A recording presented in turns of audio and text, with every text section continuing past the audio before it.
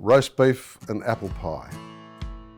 That was a reference when the first part of this hospital was opened in November 1970. It was opened by our local member, Leon Punch, and during the course of his speech, he congratulated the Ladies Auxiliary, who were heavily involved. Just a magnificent effort when you consider most of these ladies were 60 plus, some of them into their 70s. They were catering for functions week on week, and their standard menu was roast beef and apple pie. When I compiled the history book, I decided to name it Built on Roast Beef and Apple Pie, and that's not far from the truth. All the funds that were put into this hospital in 1970 were raised from community fundraising.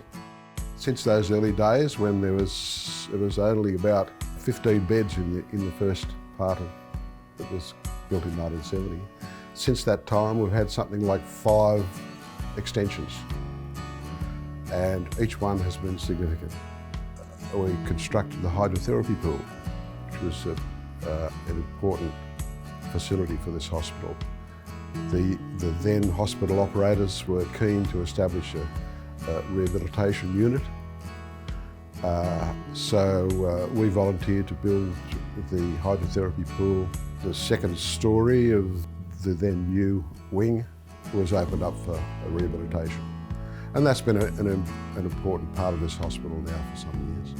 We were determined to spend whatever it took to have the best facility we possibly could, and that the hydrotherapy pool we have here is one of the best in the state. That was acknowledged by our architect, and it's been accessible to everyone. You don't need to have private health insurance. You come and register and you join a program, and it's a great service. I actually started working at Forster Private, would you believe, over 20 years ago, in 1995.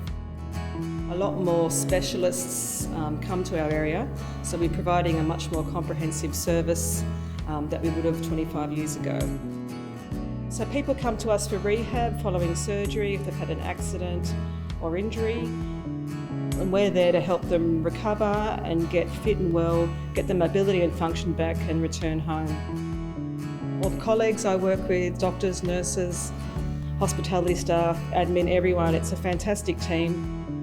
I've seen lots of changes since I started here. They didn't have rehab upstairs, they didn't have an oncology unit. Really great bunch of girls to work with. It's just a really good place to work for. There's been a dire need for oncology services here for so long. Thanks to Dr. Whitehouse and his family, that unit was open, and we fitted it out, and there's been ongoing fundraising for that unit. Now that unit is accessible to both public and private patients. We moved to Forster nearly 27 years ago when I finished my training in eye surgery, and I've been here all that time. And I joined the hospital as soon as I arrived, and have been actively operating through all that time. I've set up my rooms across the road, and sort of this is my main base now.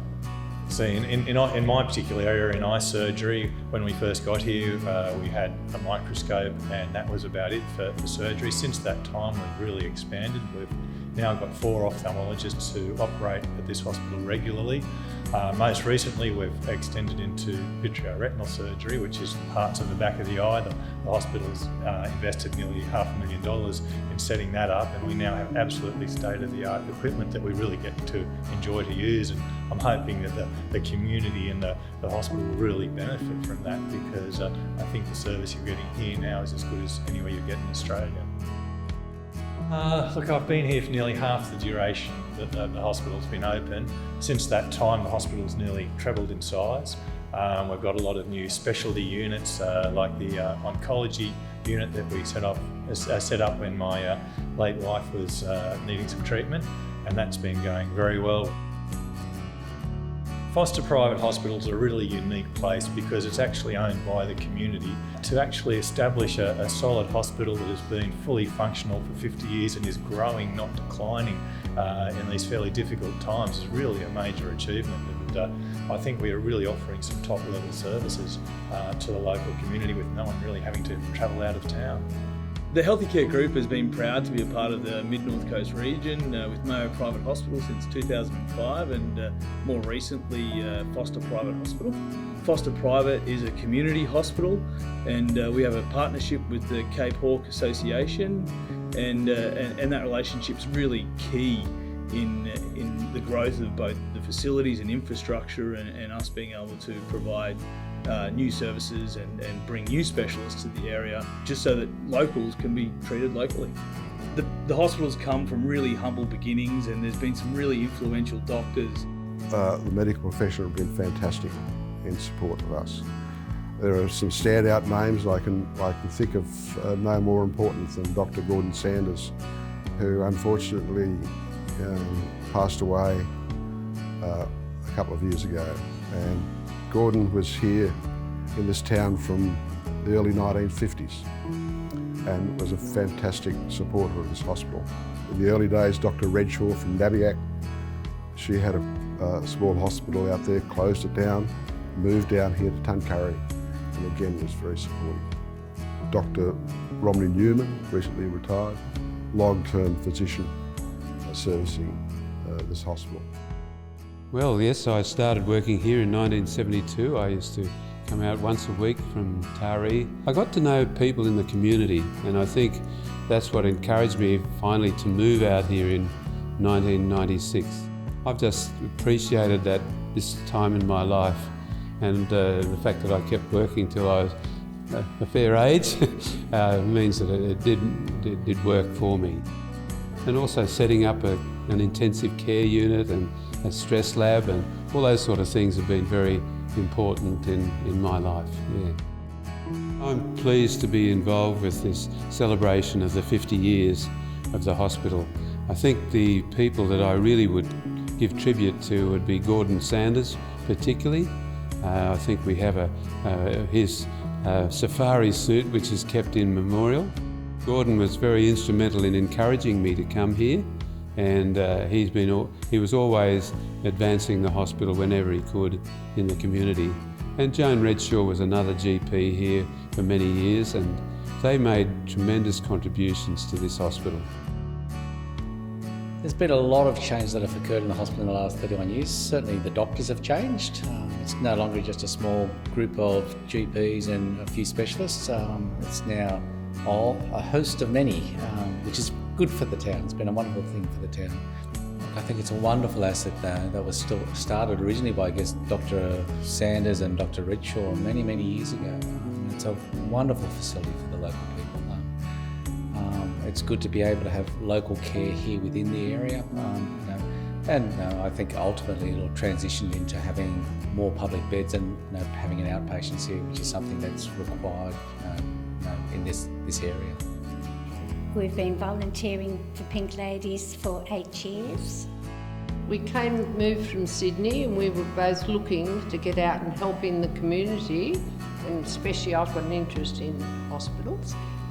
So we decided to come along and volunteer, and we've met lovely women and patients and everyone. If we can put a smile on somebody's face that's in bed, we feel really, really happy. We hope that in the future we can keep on continuing our work. As long as we can. When I first started here in 1999, I started with the cleaners and then to the kitchen as well. And also done a bit with the maintenance before I been in the theatre as wardsman for the last 15 years. Well, I'm a natural clown, I suppose you'd call me. I just like to have a joke with them and just relax, just talk to them and just tell them they'll be right, because they will be in the long run. Because we do look after our patients extremely well, which is, I think, is recognised around the district. Working with the colleagues and the friends I've made here, and meeting different people, of course. I've got different patients that come through theatre, having a chat to them, a bit of a joke if we can and that, and it's just a great place to work, I find it, and of course the people.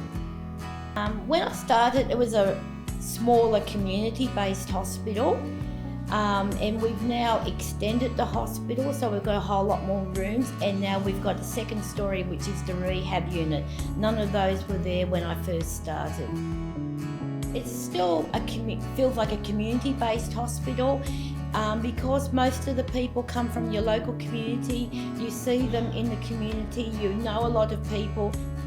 It is really good to have that community feedback, and you hear the patients say, oh, they look after me so good here, and it's a good feeling knowing that you've helped someone.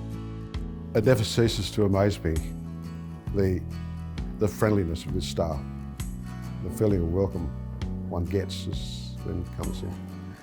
And I'd like to think that our community members who are coming into this hospital, whether they are patients or visiting family and friends, that they acknowledge that.